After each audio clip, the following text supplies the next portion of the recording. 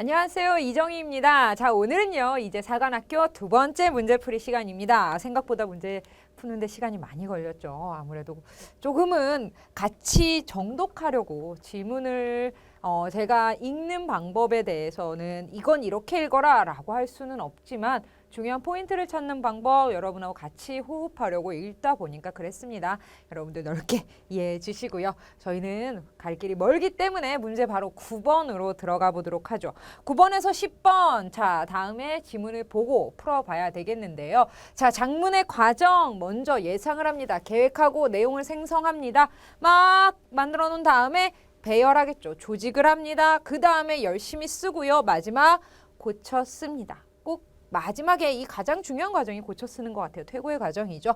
자, 이러한 작문 과정을 바탕으로 글을 썼습니다. 초고를 한번 보죠.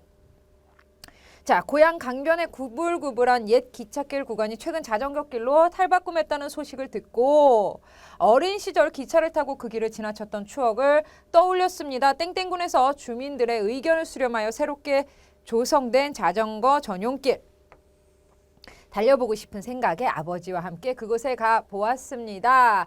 자, 하면서 어때요? 아하, 여행에 관한 글이구나. 어떤 곳을 여행한 여행 소감문이구나 라는 거 알 수 있습니다. 달라진 모습을 상상하며 갖게 된 설렘이 드러나 있나요? 자, 안타깝지만 상상 어떻게 됐을까의 정도만 나와 있죠. 그리고 이에 대한 문제는 9번의 문제 있기 때문에 추억은 떠올리지만 성성은 떠올리고 있지는 않다라는 거 알 수 있습니다.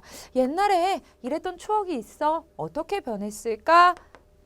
라는 것을 상상하고 있지는 않죠. 계속 볼까요? 자전거길이 시작되는 곳에 도착한 우리는 인근의 자전거 대여점으로 가고요. 나란히 서 있는 자전거들은 튼튼한 바퀴, 형형색의 몸체를 뽐내며 달릴 준비가 됐으니 자기 안장에 올라타라고 조르는 것 같았다. 내 눈길을 끄는 자전거 하나를 골라 신나게 달리기 시작했습니다. 그리고 첫 구간은 오르기 힘든 경사가 없어 힘들지 않게 달릴 수 있었고 시원한 강바람 맞으며 강을 따라 달리자 가슴이 탁 트이는 기분이었다 라고 지금 어때요? 시간적 순서대로 가고 있는 거 느낌 오시죠? 한참을 달리던 중에 조그마한 옛 간이역에 멈춰 섰고요. 멈춰선 우리는 잠깐 쉬어가기로 했습니다. 사진을 설명해 주시는 분은 이 역이 옛 건축의 특징이 잘 보존된 몇 안 되는 곳이다 라고 이 역의 건축에 대해서 이야기하고 있습니다. 역의 대합실에는 이 역과 관련된 많은 사진 전시하고 있고 특히 철길을 달리는 옛 증기기관차의 모습이 담긴 오래된 흑백 사진이 내 마음을 끌었고 계속 사진 이야기하고 있죠. 그리고 대합실의 모습을 다는 사진들은 수업 시간에 읽었던 곽재구의 사평역에서를 연상케 했습니다. 이러면서 문학작품도 떠올리고요. 늦은 밤 막차를 기다리는 사람들의 모습을 담은 시의 한 장면은 마치 이 역이 그 작품 속 사평역일지도 모른다라는 착각에 빠져들게 했습니다. 차후에 이 역을 미술관이나 박물관으로 만들 예정이라고 했는데 잠깐 보시면요. 여기서 지금 계속 사진 얘기하다가 건물에 대해서 다시 이야기를 하고 있죠. 그러면 뒤에 문제 나오겠지만 니은의 어때요? 위치가 이 부분보다는 좀 뒤로 배치되는 게 더욱더 자연스러울 수 있겠네요. 계속 볼까요? 간이역에서 나와서 한 10여 분을 달리자 간이역에서 이제 나와서 다른 곳으로 또 가네요. 철교 구간이 나타났고요. 바닥을 나무로 깔아놓은 다리 위를 달릴 때 나는 옆에서 부는 강한 바람과 교각 밑으로 흐르는 물결에 약간 두려운 마음도 들었습니다. 그래서 다리 끝 지점에서 그 두려움은 성취감으로 바뀌었고요. 예전에 기차를 타고 철교를 지날 때는 느껴보지 못한 새로운 경험이었습니다. 그 다음입니다. 이 정도 그래서까지만이고요. 경험이었습니다. 철교 구간을 지나 한 20분 달리자 어릴 때 동생과 즐겁게 놀았던 땡땡 저수지에 도착했고요. 저수지에는 그 옛날 친구들처럼 오리배들이 자유롭게 무리를 떠다니고 있었습니다. 그 옛날 친구들처럼 오리배들을 지금 친구라고 비유적 표현 사용했고요. 떠다니고 있었다. 오랜만에 탄 오리배는 더 이상 다리가 아닌 모터의 힘으로 가는 것이었지만 이렇게 도는 게 아니라 요즘엔 모터로 가나 봐요. 나는 어린 시절 누가 더 페달을 빨리 밟는지 경쟁하며 즐거워하던 때를 추억할 수 있었다. 되돌아오는 길에 보이는 자전거의 길의 풍경은 햇빛의 각도와 바라보는 방향이 달라지면서 오묘한 묘미를 주었고요. 기찻길에 남아있는 아련한 옛 추억을 쫓아 강변의 정취에 흠뻑 빠진 사이 어느새 자전거 길 끝에 도착해 있었다라고 하면서 아하, 시간적 구성, 시간의 흐름에 따른 구성이라는 거 알 수 있네요. 자전거 길을 다 돌아 다시 집으로 가는 길, 자전거 길목에 서 있는 표지판이 내 마음을 붙잡았고요. 자전거에 몸을 싣고 기차에 마음을 싣고 강변의 추억을 싣고 라고 하면서 맨 끝에 말줄임표 나와 있네요. 자, 이러한 마무리는 그렇죠. 독자에게 여운을 줍니다. 생각할 수 있는 기회를 줍니다. 자, 문제 풀어보도록 하죠. 작문 과정, 기억에서 미움 중 초고에 반영되지 않은 것 앞에 잠깐 가볼까요? 보시면 여행지의 달라진 모습 상상하며 갖게 된 설렘 드러낸다 했는데 자, 모습을 상상하는 건 나타나 있지 않다라고 했죠. 그 다음 여행지에서 느낀 감상, 문학작품 관련 짓는 내용 포함하고 있나요? 네, 사평역에서 라는 거 우리 찾아볼 수 있었죠.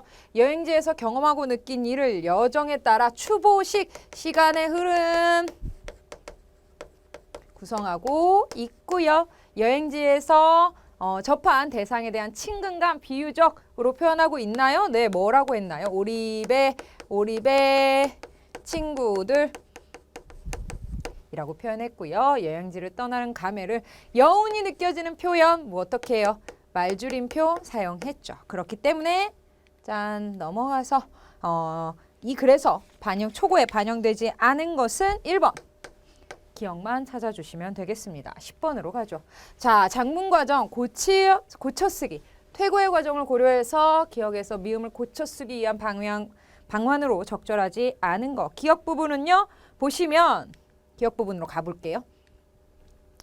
짠 가면 조성된 자전거 여기 부분 있죠. 그래서 문장 호응을 고려하여 땡땡군에서 주민들의 의견을 수렴하여 새롭게 조성된 자전거 전용기를 달려보고 싶은 생각에 아버지와 함께 갔다라고 했는데 조성한, 수렴하여 새롭게 조성했다라고 하는 게 주체자의 의도가 분명하게 더 담기는 거겠죠. 땡땡군에서 주민들의 의견을 수렴하여 땡땡군에서 조성한 것이죠. 그렇기 때문에 조성한으로 수정하는 것이 적절하고요. 그 다음 니은 볼게요. 니은 부분 제가 지문 읽을 때 말씀드렸던 이 부분이죠. 이 부분은 문맥을 고려하여 바로 뒤 문장과 순서를 바꾼다라고 했는데 자, 니은은요. 지금 건축물에 대한 이야기고요. 다음 문장은요. 역의 대합실에는 이 역과 관련된 많은 사진이 있었다. 이 부분이죠. 그래서 바로 뒤 부분보다는 건축물, 미술관, 박물관으로 만들 예정이다. 건축물에 대한 자연스러운 연결이기 때문에 이 부분보다는 이 부분이 제가 더 적절할 것 같다라고 말씀을 드렸습니다. 사진을 설명해 주시는 분은 이 역이 옛 건축의 특징이 잘 보존된 몇 안 되는 곳이라고 했고 차후에 이 역을 미술관이나 박물관으로 만들 예정이다 라고 하는 게 더욱더 자연스러울 것 같고요. 그 다음 디귿으로 볼게요. 자, 그 다음입니다. 간이역에서 나와서 이 부분이죠. 그래서 라고 되어 있는데 그래서는 어때요? 원인과 결과죠. 자, 교각 밑으로 흐르는 물결에 약간 두려운 마음이 들었어요. 다리 끝 지점에서 그 두려움은 성취감으로 바뀌었어요. 앞에서는 두려움이 있었고 그것은 그 뒤로 갔더니 성취감이에요. 그렇기 때문에 앞뒤 내용이 서로 반대. 그래서 디귿은 하지만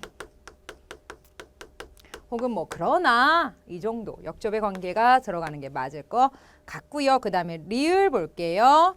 자, 오리배는 더 이상 다리가 아닌 모터의 힘으로 가는 것이었지만 나는 어린 시절 누구와 누가 더 페달을 빨리 밟는지 경쟁했대요. 자, 경쟁이라는 건 누군가와 하는 것이기 때문에 리을에 동생과 라는 말이 들어가면 삽입되면 더욱더 좋을 것 같습니다. 동생과 누가 더 페달을 빨리 밟는지 경쟁하며 즐거웠던 때를 추억할 수 있었다라고 하고요. 자, 미음은요. 자, 방향이 달라지면서 또 다른 묘미를 주었고요. 기찻길에 남아있는 아련한 옛 추억을 쫓아 강변의 정취에 흠뻑 빠진이라고 되어 있는데 쫓아가 아니라 어때요? 바꿔줘야 되겠죠? 잘못 쓰였죠. 그래서 쫓아라고 해 주셔야 되겠습니다. 자, 그래서 문제에서는 초고에 반영되는 게 10번 적절하지 않은 것 찾아라 라고 했기 때문에 정답은 2번입니다. 나머지는 반영해서 고쳐주면 더욱더 좋을 것 같네요. 자, 11번입니다. 다음에 학습 과제를 수행한 결과로 적절한 거 학습 과제를 딱 보아하니까 시제에 대한 내용이 나와 있네요. 절대 시제와 상대 시제에 대해서 나왔는데 발화시의 사건 시의 관계에 따라 결정되는 시제를 절대 시제라고 하고요. 자, 주문장에 사건 시에 의존하여 상대적으로 결정되는 시제를 우리는 상대 시제라고 합니다. 너무 어렵다고요? 문제로 바로 보죠. 이 내용을 보면서 문제 풀면 별로 어렵지 않습니다. 기억에서 리을 중 밑줄 친 부분에 상대 시제가 예의 밑줄 친 부분의 상대 시제와 같은 거 보도록 하죠. 자, 보면은 학교 숙제를 마친 그녀가 음악을 듣는다. 자, 그러면 학교 숙제를 마쳤어요. 그리고 그녀가 음악을 들어요. 현재 어때요? 그녀는 음악을 듣고요. 밑줄 친 부분은 그렇죠. 과거에 있었던 일이죠. 왜 과거에 숙제를 마쳤기 때문에 지금 음악을 듣는 것이기 때문에 그녀가 음악을 듣습니다. 학교 숙제를 마쳤어요. 학교 숙제를 마쳤다라는 건 그렇죠. 과거입니다. 그래서 과거 시제를 찾아라 라는 건데요. 자, 수박을 우리가 다 먹었습니다. 아버지께서 가져오신 자, 우리가 다 먹었다. 이 문장이 주문장입니다. 우리가 다 먹었는데 무엇을? 아버지께서 가져오신 수박을 다 먹었는데 그 수박은 아버지께서 가져오신 거야. 그러면 다 먹기 이전에 과거에 수박을 가져오셨어요. 아버지가 가져오신 것이 먼저 선행이 되어야 되겠죠. 그렇기 때문에 기억은 밑줄 찐 부분이 과거 시제이고요. 자, 니은도 볼게요. 퇴근한 후 오빠는 청소하시는 어머니를 도왔습니다. 자, 그러면 오빠는 어머니를 도와서 함께 청소하고 있어요. 어머니를 도운 것은 지금이고요. 함께 청소하시는 것도 지금이죠. 그렇기 때문에 니은은요. 어머니를 도왔어요. 청소하시는 지금 같이 청소를 하고 있기 때문에 동시 발생입니다. 그 다음에 디귿 보죠. 우리 반 친구들을 밥 먹는 시간을 무척 기다렸습니다. 우리 반 친구들은요. 기다리고 있어요. 무엇을? 밥 먹는 시간을. 밥 먹는 것은 어때요? 기다림 후에 다가오기 때문에 맞습니다. 미래 시제이고요. 그 다음 리을 볼게요. 자, 나는 친구에게서 방금 소식을 들었는데요. 무엇을? 그가 입원한 사실을 방금 들었어요. 그러면 그가 입원했다라는 건 내가 소식을 듣기 이전에 이루어진 행동이기 때문에 맞습니다. 이는 과거입니다. 자, 문제에서 과거 찾아라. 기억과 리을 찾으면 되기 때문에 정답은 2번입니다. 문제가 보여지는 것보다는 쉽게 해결할 수 있는 문제였습니다. 정답 2번 찾아주시고요. 저희는 12번, 13번으로 들어갑니다. 자, 12번, 13번도 언뜻 보기에는 한글 맞춤법, 의문론 아니요. 생각보다 지문을 읽어보면 조금 쉽게 다가갈 수 있는데요. 지문부터 볼게요. 자, 언어 사용자는 일상생활에서 적은 노력과 시간을 들여 최대의 효과를 낼 수 있는 의사소통 추구하려는 경향이 있습니다. 그러한 심리가 주된 동인이 되어 만들어지는 말 중에 하나가 줄임말입니다. 줄임말은요. 본말보다 음절수가 하나 이상이 줄어 형성된 언어 형식으로 형식적인 감소 과정이 어떻게 이루어지나에 따라 몇 가지의 대표적인 유형으로 나눌 수 있습니다. 가지다는 같다, 견디어, 이해에, 그 다음에 노동조합, 노조, 그 다음에 서양복, 양복, 태권도, 에어로빅, 태권로빅 이런 식으로 얘가 나와 있네요. 근데 왠지 기억, 니은, 디귿, 리을 나와 있는 거 보니까 이 네 개가 다 각기 다른 방식인 것 같아요. 맞는지 확인해 볼까요? 기억은 우문론적인 과정을 통해 음절수가 감소된 경우입니다. 이는 한글 맞춤법 제4장 제5절에서 설명하고 있는 준말의 예들을 대체로 여기에 해당이 됩니다. 아하, 이는 준말 이렇게 정리하고요. 의문론적 차원에서 음절이 줄어든 준말은요. 의문이 탈락 혹은 축약되면서 형성이 됩니다. 탈락은요. 모음 중에서 한 모음이 생략됨으로 형성되는 거 마음을 맘, 디디고를 딛고와 같은 예가 해당이 되고요. 후자 축약은요. 모음이 결합하면서 두 모음과 다른 제3의 모음으로 바뀌는 겁니다. 그래서 여기에서 탈락과 축약이 나오는 거죠. 형성되는 것이다. 사나이는 사내, 조심스러이는 조심스레와 같은 예가 이에 해당이 됩니다. 자, 이와 달리 니은, 디귿, 리을은요. 형식적인 감소 과정이 이 부분이 기억이고요. 여기를 이렇게 정리할게요. 감소 과정이 의문론적으로는 설명될 수 없는 예들이다. 니은은 단어와 단어가 연쇄되어 있을 때 각각의 첫 음절만을 연결해서 만든 것으로 이러한 유형의 줄임말을 니은은 무엇이라고 하나요? 두자어라고 하고요.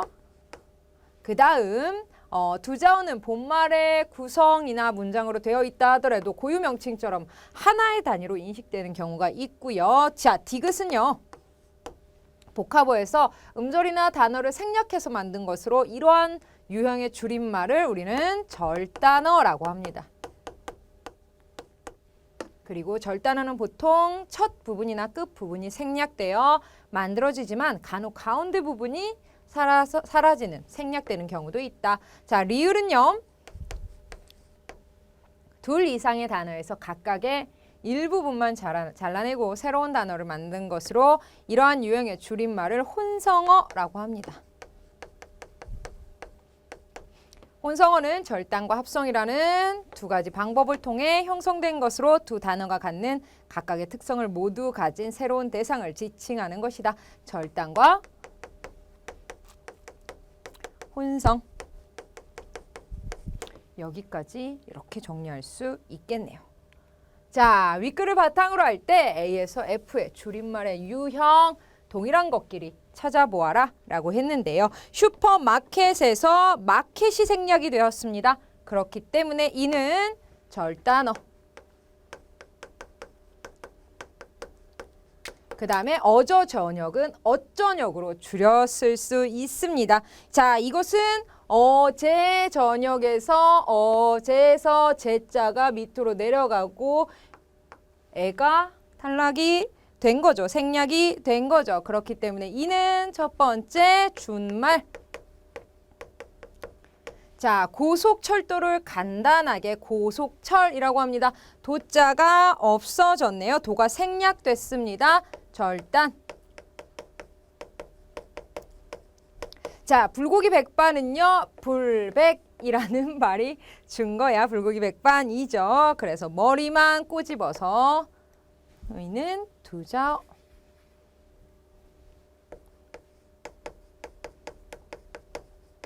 자, 그 다음에 라면과 떡볶이를 합치면 내가 좋아하는 라볶이라고 했는데 이는 역시 두자어. 그 다음에 선거관리위원회를 줄여서 선관위 뽑아서 이야기했습니다. 이는 역시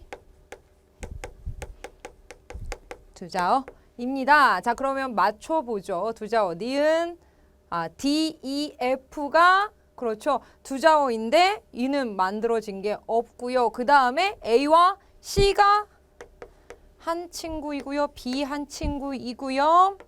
그 다음에 D, E, F가 이렇게 하나 모둠인데 이에 해당하는 2번밖에 없네요.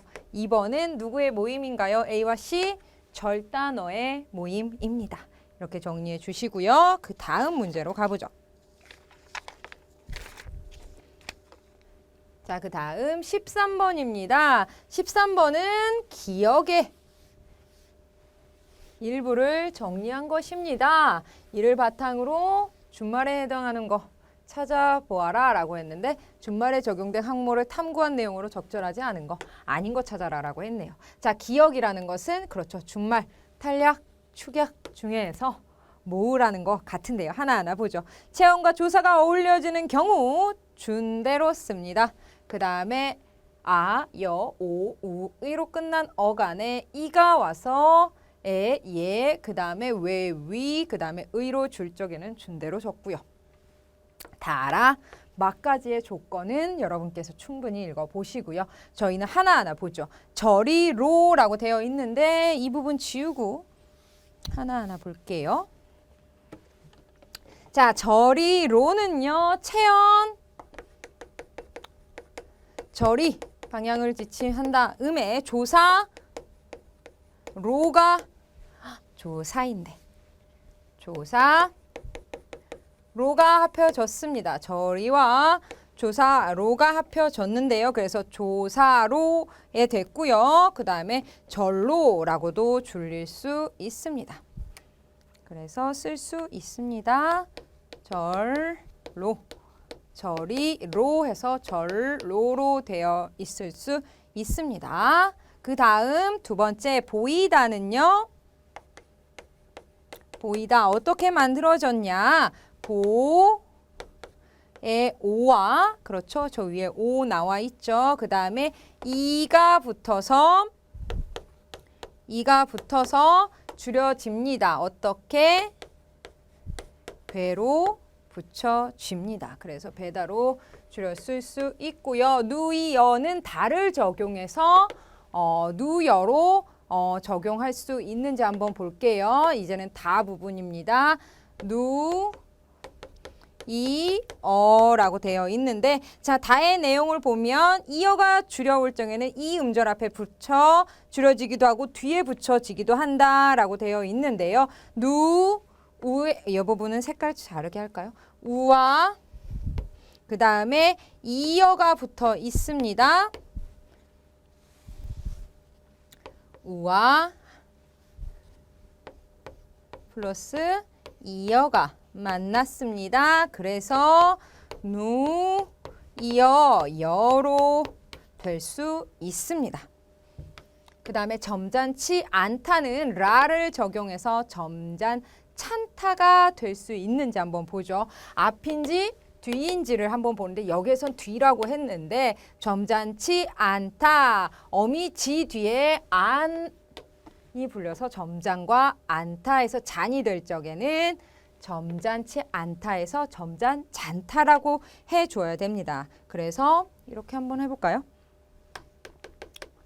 점잔 플러스 지 안이 만나서 어떻게 됐나요? 가로 해준 다음에 잔 가로 먼저 해줘야 되는 거 알고 있죠? 그래서 점잔찬타라고 해서 찬이 이 부분이 아니라 점잔찬타가 아니라 점잔잔타라고 해 주셔야 됩니다. 그 다음에 정결하다는 말을 적용해서 정결하에서 아가 줄고 히읗이 다음 첫소리와 만나서 이 부분에 한번 적어볼까요? 정결하다를 정결타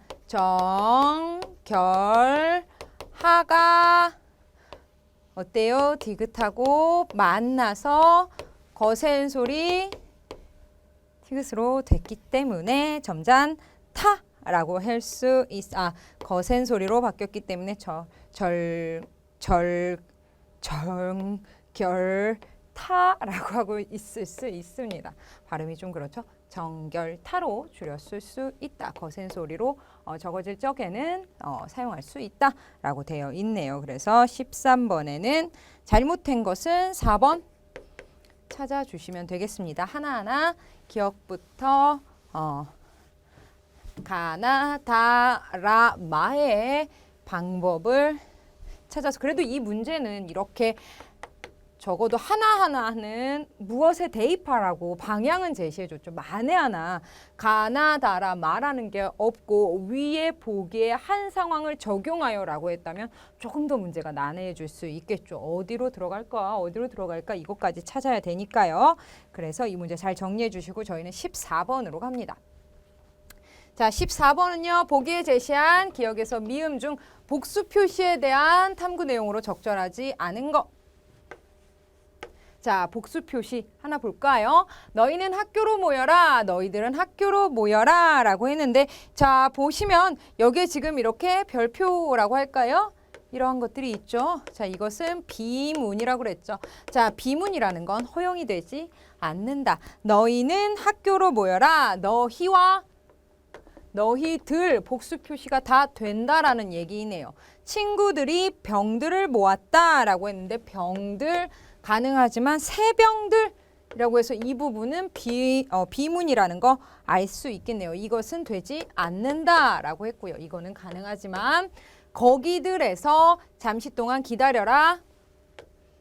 여기들 앉아서 조금만 기다려라 라고 되어 있습니다. 거기들, 여기들 가능하지만 아하, 에서가 붙어서 안 되는구나 라는 거 알 수 있고요. 세종대왕들이 한글을 창제했다. 우리 학교는 세종대왕들을 길러내고 있다. 자, 고유명사 세종대왕은 한 분이기 때문에 복수가 안 되고요. 자, 명사로 쓰일 때는 가능하구나.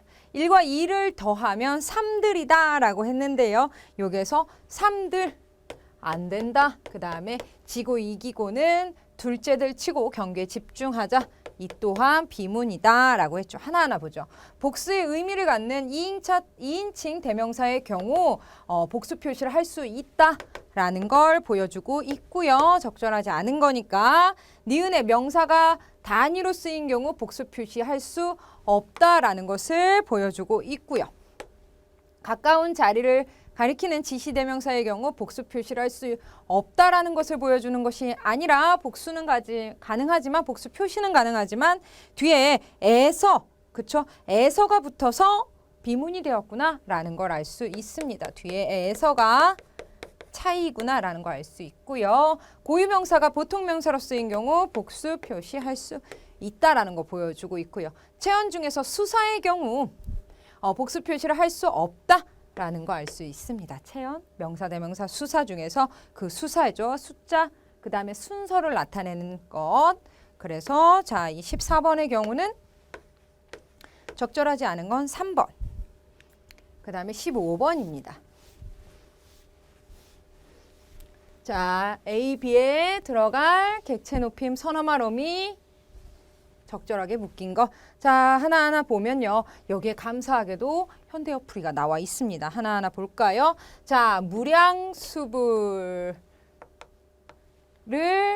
뵌 사람은 이라고 되어 있습니다. 그 중에서 뵌이 나와 있고요.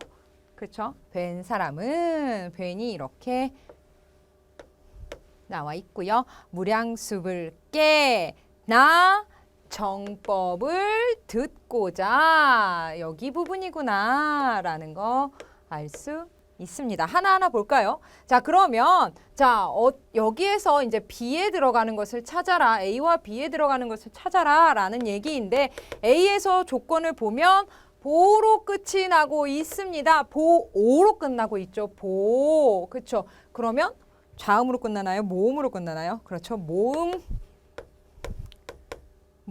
오로 끝난다라고 우선 해줘야 되겠죠. 모음으로 끝나고 그 다음에 찾아야 되는 거 안울림 소리로 시작하는지 울림 소리로 시작하는지 어디가 A 다음이. 그래서 보니까 어때요? 이응으로 시작을 합니다. 괄호 있고 이응으로 시작을 한다. 이응은 그렇죠. 울림 소리이죠. 그렇기 때문에 이렇게 찾아주셔야 되겠고요. 보시면 그렇죠. 반치음과 순경음 비읍이 순서대로 써 있는 것으로 시작을 해야 되겠고요. 그 다음에 듣고자 라고 되어 있죠. 듣고자 라고 되어 있는데 앞에를 보면 디귿으로 끝이 납니다. 그러면 어디 자리라는 거 알 수 있나요? 이 끝부분이다 라는 거 알 수 있는데 안울림 소리인지 울림 소리인지 확인해야 되겠죠. 무엇을? 고저라고 되어 있습니다. 안울림 소리입니다. 그래서 잡으로 나와야겠네요. 그래서 정답은 2번입니다. 딱 보자마자 뭐야? 중세 국어? 객체 높임? 안 그래도 높임도 그냥 어려운데 상대 높임, 객체 높임, 이 뭐야? 라고 했는데 알고 봤더니 하나하나 찾아 들어가라는 거죠. 물론 중세국어 객체 높임 서나말 어미의 쓰임에 대해서 완벽하게 알고 있다라면 이 문제 바로 보자마자 풀 수 있었겠지만 만약에 이것에 대해서 어떡하지? 라고 하시는 분들이 당황했다라면 생각보다 그 문제 원리를 묻는다라기보다는 어떻게 보면 적당한 걸 찾아라 라고 하는 문제가 더욱더 맞겠네요. 자, 보기는요. 다시 말씀드릴게요. 중서의 국어도 객체 높임이 있습니다. 근데 객체 높임을 할 때 서너말 어미가 들어가는데요. 대부분 수업에서 교재에서는 안울림 소리로 시작되는 경우만 언급되는 경우가 있는데 이 표가 진짜입니다. 이 표가 원래 나옵니다. 자, 모음으로 끝나거나 니은, 미음, 리을로 끝나면 두 개 중에 결정을 해 주셔야 되는데 안울림 소리인지 울림 소리인지 뒤에 오는 것이 뒤에 따라오는 친구가 울림 소리인지 안 울림 소리인지에 따라서 이렇게 6가지로 구분할 수 있고 자, 이 문제에선 감사하게도 현대어 풀이가 나와 있습니다. 무량수전을 된 사람은 이라고 되어 있습니다. 그러면 어떤 것이 들어가서 보다가 거기가 어떻게 된으로 해서 어떤 객체 높임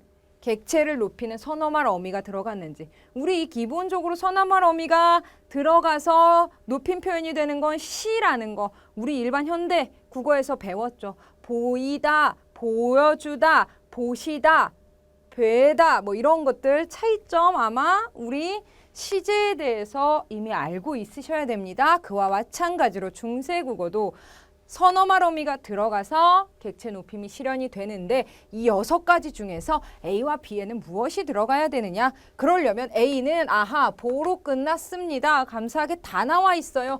그렇기 때문에 이쪽으로 끝나야 이쪽으로 시작이 되는 거 알 수 있습니다. 이 둘 중에 하나인데 다음이 울림 소리인지 안 울림 소리인지 된 사람은 이라고 되어 있으니까 된, 보 플러스 그 다음에 사람은 이렇게 돼야 되고 마찬가지로 듣고자가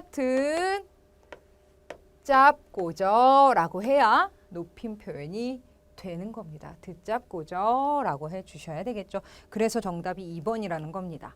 여러분들 이 객체 높임 서너말 어미가 6가지가 있고 어떻게 찾아가야 되는지 물론 바로 써라라고 하면 우리 많이 혼란스러웠을 것 같은데 이 문제에서는 감사하게도 이렇게 되는구나 라는 거 알 수 있고요. 그리고 이런 방향으로 서너말 어미가 들어가서 된이라는 표현이 되고 듣고자 라는 거 듣잡고자 듣잡고저가 돼서 듣고자 된 이렇게 되는구나 라는 것까지 알아두시면 되겠습니다. 저희는 16번이요.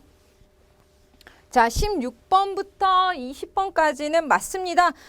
딱 보니까 선물과 옵션 뭐 이런 내용이 나오고 있네요. 한번 차근차근히 읽어보도록 할게요. 선물 거래는 경기 상황의 변화에 따라 자신의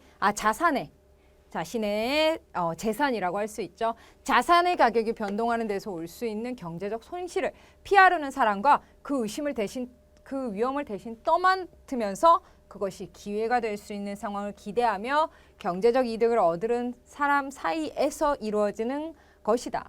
둘 다 어떻게 보면 한 명은 손실을 피하고자 한 명은 그것에 대한 투자를 해서 더 큰 이익을 얻고자 하는 사람이 만나서 이러한 것에서 거래가 이루어지는 것을 선물 거래라고 하는구나.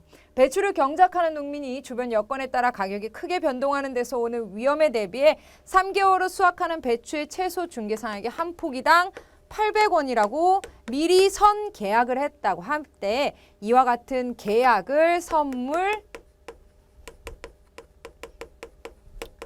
계약이라고 하고요. 800원을 선물 가격이라고 합니다. 이것을 선물 가격.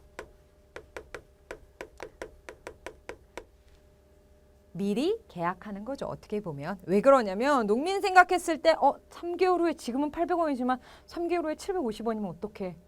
차라리 800원에 미리 계약을 하자. 이와 같은 선물 계약 800원은 선물 가격이라고 한다. 배추를 경작하는 농민은 선물 계약을 맺음으로써 3개월 후에 배추 가격이 선물 가격 이하로 떨어지더라도 안정된 소득을 확보할 수 있다. 3개월 후에 700원으로 만약에 떨어지더라도 우리는 이 가격에 계약을 했기 때문에 이 가격으로 대금을 지불해야 되는 거죠. 그리고 지불 받을 수 있는 거죠. 그렇다면 최소 중개상은 왜 이와 같은 계약을 할까? 왜 그랬을까요? 3개월 후에 900원으로 뛰지 않을까라는 기대 때문이겠죠. 한번 볼까요? 자, 만약 배추 가격이 선물 가격 이상으로 크게 오르면 그는 계약을 통해 많은 이익을 챙길 수 있기 때문이다. 즉 배추를 경작한 농민과는 달리 3개월 후에 배추 가격이 뛰어오를지라도 모른다는 기대에서 농민이 우려하는 위험을 대신 떠맡은 것이다. 선물 거래의 대상에는 농산물이나 광물 외에 주식, 채권, 금리, 외환 등도 있다. 왜 그럴까요? 바로 이러한 것들은 가격의 변동이 있기 때문이죠. 외환, 우리 달러 보면 계속 가격이 매일매일 단위로 시간 단위로 바뀌죠. 왜 그렇게 신경을 쓸까요? 왜 그러냐면 우리는 외국 기업에 만약에 수출을 한다 혹은 수입을 한다 시간에 따라서 지금은 1,000원인데 3개월 후에는 2,000원이 됐을 경우 우리가 만약에 물건을 사와야 되는 때, 즉 달러로 돈을 지불해야 될 때는 우리는 굉장히 큰 타격을 입겠죠. 그런데 만약에 반대 입장이라면 또 수입이 될 수도 있겠죠.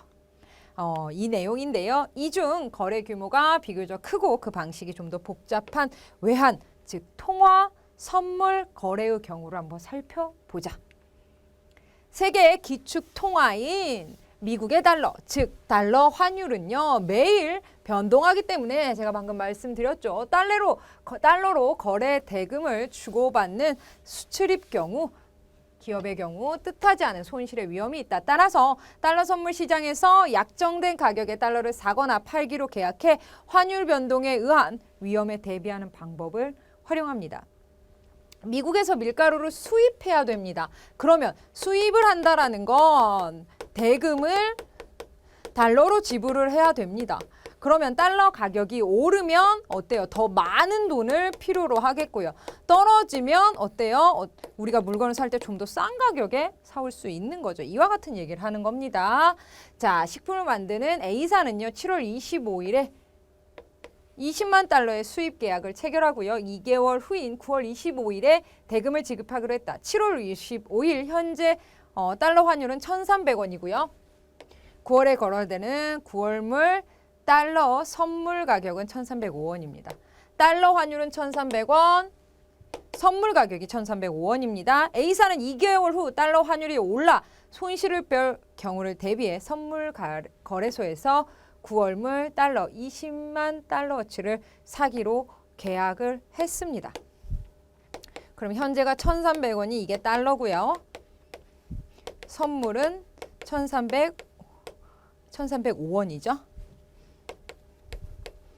이렇게 계약을 했습니다. 그리고 9월 25일이 되자 A사가 우려한 대로 달러 환율은 1,350원으로 올랐습니다. 그럼 우리는 손해인데 9월물 달러 선물 가격은 1,355원으로 올랐습니다. 그러면 어때요? 20만 달러를 준비하는데 2개월 전에 비해 1천만 원이 더 들어가는 손실을 보았습니다. 하지만 선물 시장에서 달러당 1,305원에 사서 1,355원에 팔 수 있으므로 오히려 여기에서는 이익을 보게 되는 거죠. 그래서 현물 거래에서의 손실을 보전할 수 있게 됩니다. 마이너스 1,000만 원 플러스 1,000만 원이라서 우리는 쌤이라고 하죠. 그 표가 바로 밑에 나와 있고요. 계속 볼게요.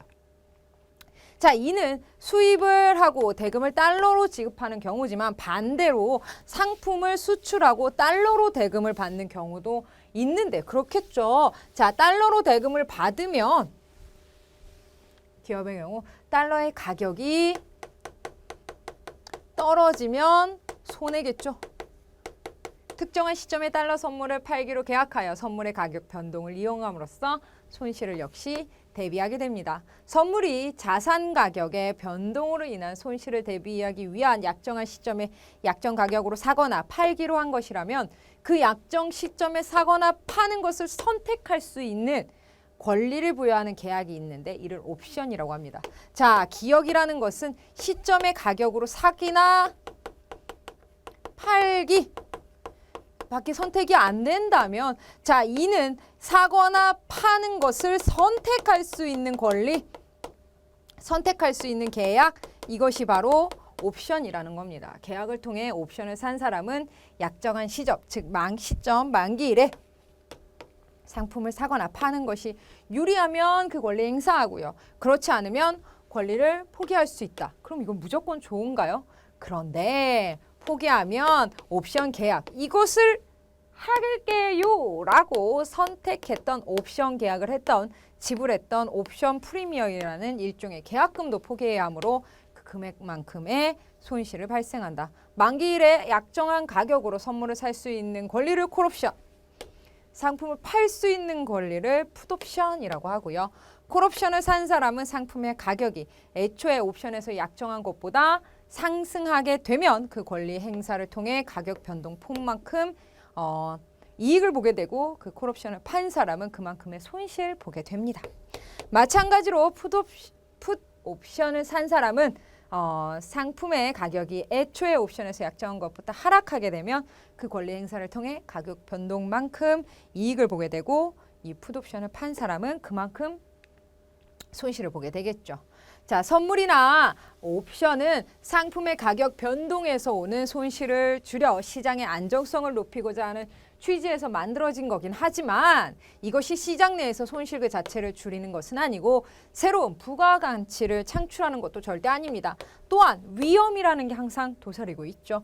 위험을 무릅쓰고 높은 수익을 노리고자 하는 투기를 조장한다는 점에서 오히려 시장의 안전성을 저해한다라는 비판이 제기되기도 합니다. 선택의 문제라고 할까요?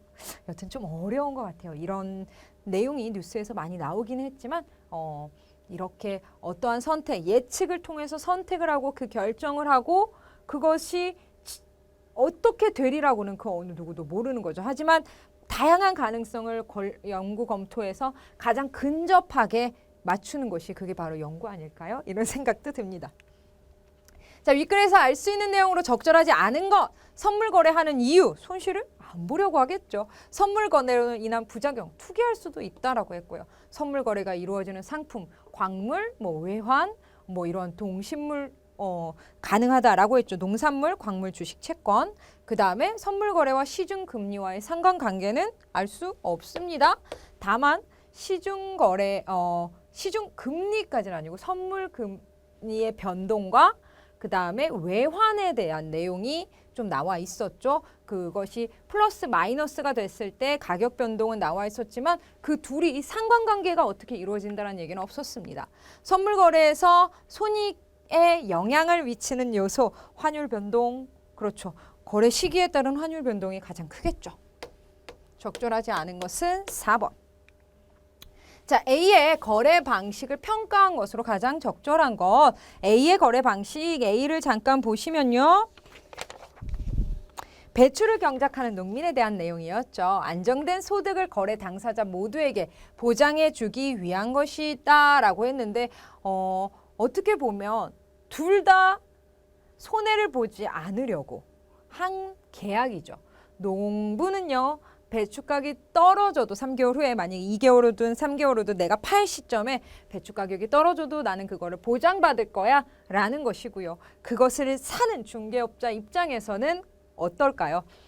3개월 후에 배추 가격이 높이 올라도 그렇죠. 지금 적정 수준, 내가 계약한 수준에서 물건을 살 수 있기 때문에 이익을 보는 것이죠. 그러니까 누구 하나가 이익을 보면 꼭 누구 하나는 손해를 보게 되어 있는데 그에 대한 접점에서 거래가 이루어지는 것 같아요. 그래서 1, 2, 3, 4, 5번 중에 해당이 되는 건 3번입니다. 가격 변동에 따른 위험 부담을 거래 당사자, 농민과 누구인가요? 중개인이라고 할까요? 중개인이 어느 한쪽에 좀 전가하려고 어떻게 보면 서로의 한 명은 손해를 보지 않겠다, 한 명은 이익을 보겠다라는 것이 만나서 이루어진 것이죠. 그래서 가장 적절한 것은 3번입니다. 나머지는 해당하지 않기 때문에 굳이 읽지 않을 거고요. 18번으로 갑니다. 18번이 지금 문제가 없어졌네요. 가끔 이런 경우가 있긴 한데 여러분 저희 17번으로 가서 이제 18번 이쪽에 한번 풀어 볼게요. 18번입니다. 18번 보시면 기억과 니은에 대한 설명으로 적절하지 않은 거. 기억은요 선물이고요. 니은은요 옵션입니다. 자, 보시면 자, 1번 보시죠. 기억은 니은과 달리 선물은 옵션과 달리 가격 변동의 폭에 따라 손익의 규모가 달라진다라고 했는데요. 선물과 옵션 모두 그렇죠. 가격 변동의 폭에 따라서 손익이 발생합니다. 그렇죠. 선물은 어느 시점에 물건을 팔아서 어떻게 이익을 보는 것이가 나오는 것이고요. 옵션은 그때 팔 권리 혹은 살 권리에 대한 내용이기 때문에 둘 다 가격에 대한 내용이 맞습니다. 그렇기 때문에 손익 규모가 달라진다는 모두 달라진다라고 해야 되겠죠. 그래서 1번이 틀린 내용입니다. 기억은 니은에 비해라고 했기 때문에 아니라 기억, 니은 둘 다 모두 달라지고요. 자, 2번도 볼게요. 니은은요, 기억과 달리, 옵션은요, 기억과 달리 약정한 상품에 대한 매매의 실행 여부 선택할 수 있나요? 네, 살 권리 혹은 팔 권리 그것을 선택할 수 있는 권리가 바로 옵션이다라고 했고요. 니은은 즉 옵션은 기억의 거래로 인해 발생하는 손실에 대비하기 위해 활용될 수 있습니다. 기억에 대해서 또 한 번 옵션이 완충장치라는 거죠. 맞고요. 4번 매매할 수 있는 시점, 계약한 시점과 약정한 상품을 매매할 수 있는 시점 다르고요. 손실 자체를 제거하지 못하나요? 네, 맞습니다. 왜요? 위험성을 담보로 난다라고 했죠. 그렇기 때문에 완전히 제거하지는 못합니다. 그 다음 19번입니다. 자, 보기는 환율 변동에 대비하는 회의입니다. 윗글의 바탕으로 적절하지 않은 거 상황 보고자가 이야기합니다. 우리 회사는요, 3월 25일에 미국 회사의 LCD 패널 100만 달러어치를 수출하기로 했습니다. 자, 수출하는 업체는요, 어떠해야 된다 그랬죠? 달러가 떨어지면 손해입니다. 즉 환율이 떨어지면 손해이기 때문에 적정 가격의 선물을 계약한다라고 말씀드렸죠. 그렇게 하고요. 대금은요, 5월 25일 날 받기로 했습니다. 2개월 후네요. 환율 변동성이 커진 최근의 경제 상황에 대비하기 위해 우리 금융대응팀에서는요, 여러 경제적인 요인을 분석했습니다. 3월 25일부터 환율 및 달러 선물 가격의 변동을 아래와 같이 예측했습니다. 3월 25일 현재 원달러 환율은 1250원입니다.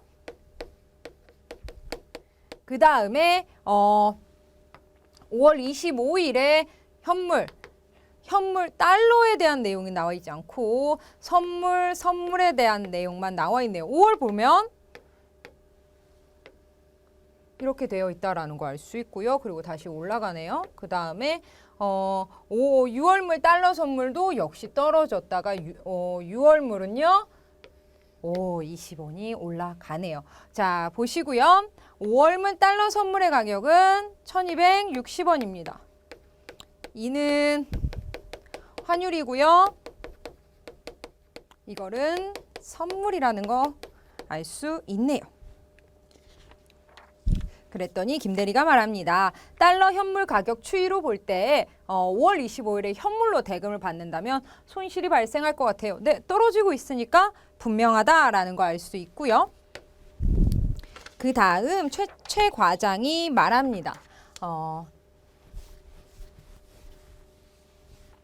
5월 25일에 거래되는 5월물 달러 선물입니다. 100만 달러어치를 8구로 계약한다면 현물로 받은 대금의 손실을 보존할 수 있을 것 같습니다. 그렇죠. 미리 계약한다면 그렇죠. 플러스 마이너스에서 보존할 수 있을 것 같고요. 전례가 있으니 미국 회사의 동의를 얻어 대금을 받는 날짜를 1개월 더 늦춰서 6월 25일로 연기한다면 굳이 5월물 달러 선물을 계약할 필요가 없을 것 같습니다. 라고 디귿으로 여기에 나와 있네요. 보시면 디귿으로 보면 그쵸. 왜 그러냐면 6월 25일에 보면요. 다시 올라가고 있죠. 그렇기 때문에 만약에 처음부터 이러한 계약이 이루어진다면 5월물 달러 선물을 굳이 계약할 필요는 없죠. 그런데 만에 하나 좀 저 같은 졸업을 하면 한 번도 안전장치는 마련할 것 같아요. 왜 그러면 워낙 큰 거니까. 하지만 이렇게 큰 회사에서 미리 이러한 예측을 했고 이게 타당성이 있다라고 판단이 된다면 굳이 할 필요는 없고요. 말씀하신 대로 대금을 6월 25일로 1개월 더 연기할 수 있다면 현물 거래로도 우리 회사는 이익을 얻을 수 있나요? 맞습니다. 현물 거래 달러가 환율이 자 보시면 그렇죠. 1개월 연기할 수 있다면 현물 거래로도 우리는 이익이 발생할 수 있습니다. 가격이 상승되니까요. 자, 박 대리가 말합니다. 6월물 달러 선물 가격은 1280원입니다. 따라서 대금을 받는 날짜를 1개월 더 연기하고 6월 25일에 거래되는 6월물 달러 선물 100만 달러어치를 팔기로 계약하면 추가 이익이 발생해 회사에 도움이 될 것 같습니다. 라고 했는데요. 선물 가격이 올랐기 때문에 이익이 발생하는 건 맞습니다. 그렇다면 6월물 달러 선물 100만 달러어치를 팔기로 계약하면 추가 이익이 발생에 도움이 된다라 그랬는데 6월 이후에 대한 내용이 알 수 없죠. 그렇기 때문에 그러므로 이익을 확신할 수는 없습니다. 우리가 볼 수 있는 건 이 표에 나와 있는 것뿐이기 때문에 그때 또 계약을 한다 그래서 추가 이익이 발생할 것이다 라는 것은 주어진 것만으로는 예측하기 힘들다. 그래서 정답은 아닌 것 찾아라 5번 되겠습니다. 자, 20번입니다. 자, 20번 보시면요. 윗글의 바탕으로 보기의 상황을 이해한 것으로 적절한 것은 옵션 거래의 대상인 상품 A, B가 계약일에 약정한 가격 대비 만기일의 가격이 A는 상승, 자, B는 하락했습니다. A에 B에 대한 옵션을 거래한 사람들은 손익으로 인한 희비가 엇갈리게 되었는데요. 자, 보시면 만에 하나 우리가 A는 상승이라고 했기 때문에 A의 가격을 처음에 20원이라고 했는데 후에 30원으로 올랐고요. 10원 올랐네요. 그 다음에 B도 어때요? 똑같이 20원이라고 했는데 나중에 10원으로 떨어졌다라고 만약에 우리가 예를 들어 이렇게 설정을 해 놓는다면 A에 대한 콜옵션, 자, 콜옵션은 만기일에 약정한 가격으로 상품을 살 수 있는 권리. 만기일에 올랐는데 약정한 가격으로 살 수 있다라면 만기일에 콜옵션을 판 사람은 이익을 보는 게 아니라 그렇죠. 나중에 팔면 더 좋기 때문에 손실이죠. A에 대한 풋옵션을 산 사람은 만기일에 이익을 보나요? A에 대해서 풋옵션은 만기일에 일정한 가격으로 팔 수 있는 권리입니다. 자, 만기일에 가격이 올랐습니다. 근데 20원에 팔아야 되기 때문에 그렇죠. 손실을 보게 됩니다. 자, 이러한 문제 같은 경우는 이렇게 좀 10원 단위나 뭐 100원 단위로 해도 되긴 하지만 여러분 자유이지만 최소한으로 좀 가격을 산정해 놓는 게 좋을 것 같아요. 자, B에 대한 콜옵션을 산 사람은 만기일에 손실을 본다라고 했는데 이 내용 볼까요? B에 대해서 콜옵션을 산 사람, 만기일에 일정한 가격으로 상품을 살 수 있는 권리 지금 현재 10원인데 20원으로 사야 된대요. 손실 볼까요? 그렇죠. 이 내용이 맞고요. 나머지 4번과 5번은요. 다 손실이 발생한다. 이 또한 손실이고요. 이 또한 포기를 했다. 콜옵션을 포기했다라고 했기 때문에 콜옵션 포기도 역시 손실입니다. 그래서 정답은 적절한 거 3번만 찾아주시면 되겠습니다. 자, 이렇게 해서 정리하고 이렇게 좀 경제나 이러한 지문들은요. 지문에 나와 있는 내용 혹은 지문에서 확인할 수 있는 내용으로만 문제 풀어주셔야 됩니다. 여러분들이 무엇인가를 예측하거나 미루어 짐작하시면 절대 안 된다는 거 다시 한번 말씀드릴게요. 오늘 20번까지 문제 풀어봤고요. 시간 좀 길었네요. 여러분들 잘 정리해 주시고 이해 안 가시는 부분은 마지막 지문이 약간 걸리긴 하네요. 여러분들 다시 한번 꼼꼼하게 집중해서 풀어보시기 바랍니다. 저희는 다음 문제에서 다시 만날게요. 감사합니다.